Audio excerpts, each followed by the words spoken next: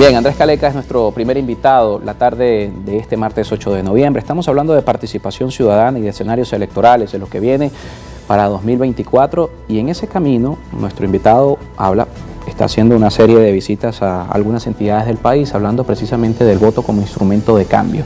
Recuperar la confianza en el voto, recuperar la responsabilidad ciudadana de los derechos electorales, de los derechos de participación política, es un tema de la sociedad. Hay un tema político que tiene que ver con los partidos, con la dirigencia, de presentarle a ese ciudadano que a lo mejor quiere votar, pero no tiene por quién votar, porque así como hoy el 70% del país, dice Data Análisis, es independiente, los líderes políticos del país, todos, según Data Análisis también, tienen entre el 70% y el 75%, la mayor aprobación la tiene Manuel Rosales como dirigente político, y se concentra buena parte de esa aprobación, por cierto, en el occidente del país, pero vemos un país sin liderazgos, un país sin liderazgos con un ciudadano que quiere votar. ¿Por quién votar? Bueno, ese es un tema fundamental. Claro, es uno de los temas, no es el único. El primer tema fundamental, incluso previo al candidato, es presentar una oferta que esperancie al país. Y esa oferta que esperancia al país no es un plan gigantesco donde tú dices en un proceso, en un libraco de 500 páginas, que cómo vas a ir resolviendo cada uno de los problemas, porque entre otras cosas no lo vas a poder hacer. Un próximo gobierno, el grado de catástrofe de Venezuela es tan grande que podrá afrontar 4 o 5 cosas. Entre ellas, por cierto, mantenerse en el poder durante el periodo. Garantizar la estabilidad política. Garantizar la estabilidad política y poder entregar el poder pacíficamente al siguiente una vez terminado el periodo. Pero bueno, aparte de que eso nos falta. Mira, Andrés Velázquez, por ejemplo, el día sábado presentó su candidatura y presentó un programa aproximadamente de 20 puntos. Bueno, por ahí empieza la discusión. O sea, primero vamos a ponernos de acuerdo. ¿Qué le vamos a ofrecer al electorado? Porque no le podemos ofrecer que vamos a convertir a Venezuela en Dubái, porque eso no existe. Además, la gente no quiere eso. La gente quiere salud, la gente quiere educación, la gente quiere seguridad, y la gente quiere sobre todo que sus hijos vivan mejor que lo que viven ellos.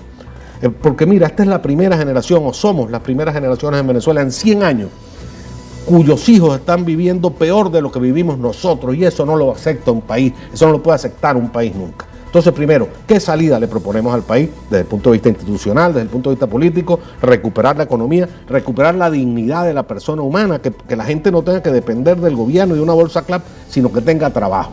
Y después hay que buscar un candidato que encarne esa idea unitaria. Por cierto, esa unidad no basta, por lo mismo que tú has dicho de las cifras de las encuestas, lo dicen claramente, no basta que se unan esos partidos.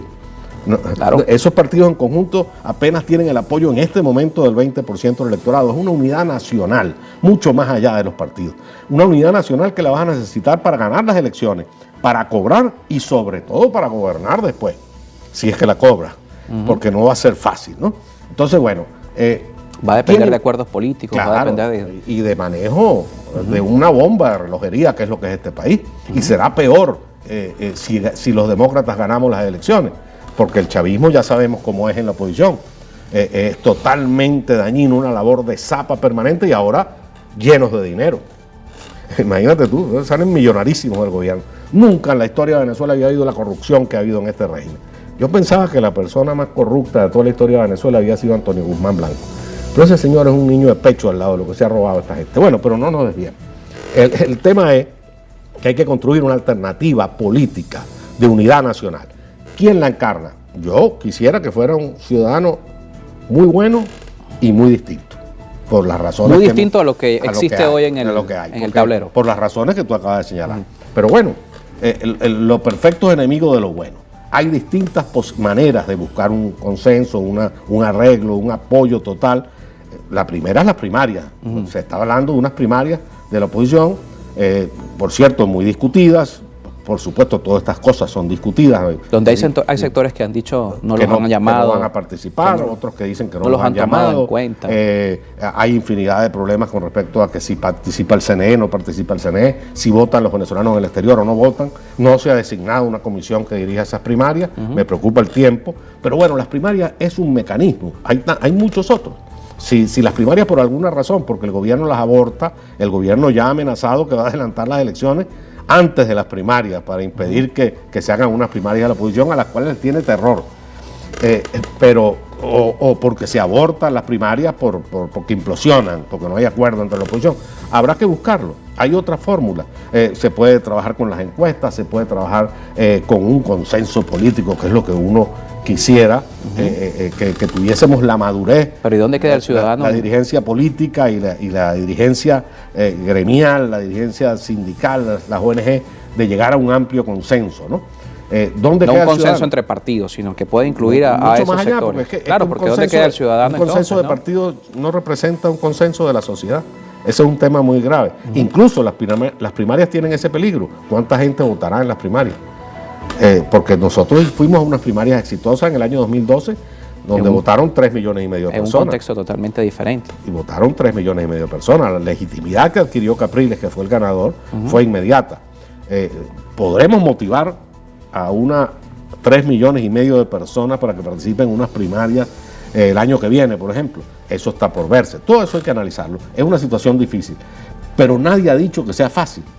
O sea, con un programa realista, de mínimos lo llamo yo, que entusiasme a la gente y con un candidato que encarne ese programa y esa esperanza, mira, las posibilidades de derrotar a Maduro son grandísimas. Mira lo que pasó en Barinas. Un candidato prácticamente desconocido, un candidato que llegó por descarte, porque el gobierno en su abuso fue no solo que anuló las elecciones que ya había determinado el CNE quién era el ganador, sino que inhabilitó al candidato ganador, inhabilitó a su sustituto, hasta que por fin aceptaron un candidato que nadie sabía quién era.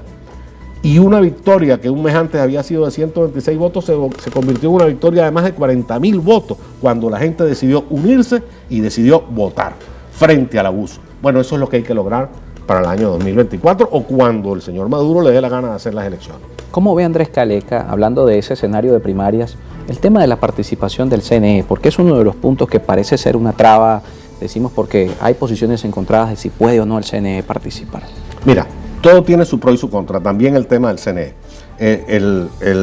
La participación del CNE se dio en las primarias del 2002, sin ninguna consecuencia grave para la oposición venezolana.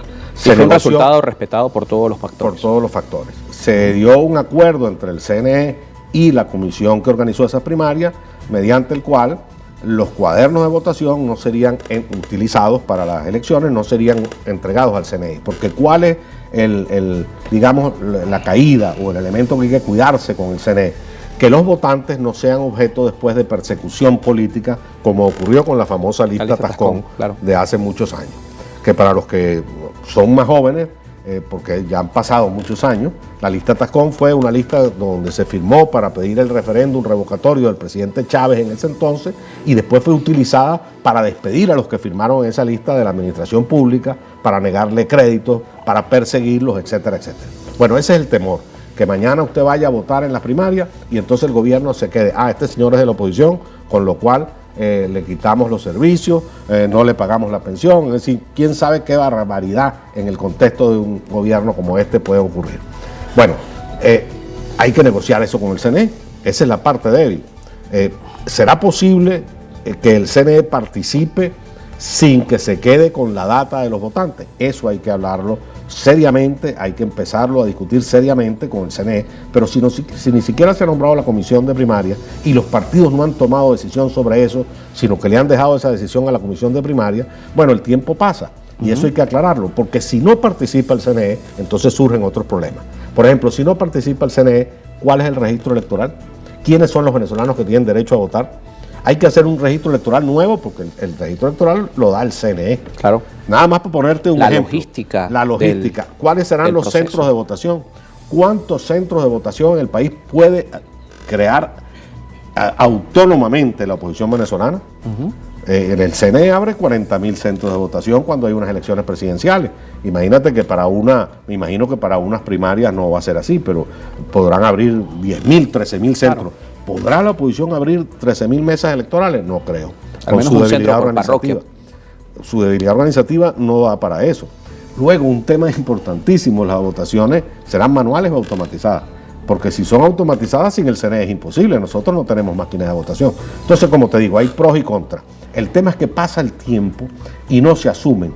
Y lo más grave, la dirigencia política que redactó el reglamento de las primarias, estas que son decisiones de carácter político, de gran calado, como si participa el CNE o no, como si las elecciones son manuales o son automatizadas, como si participan o no los candidatos inhabilitados, porque hay unos candidatos en el que están inhabilitados, el voto de los venezolanos en el exterior.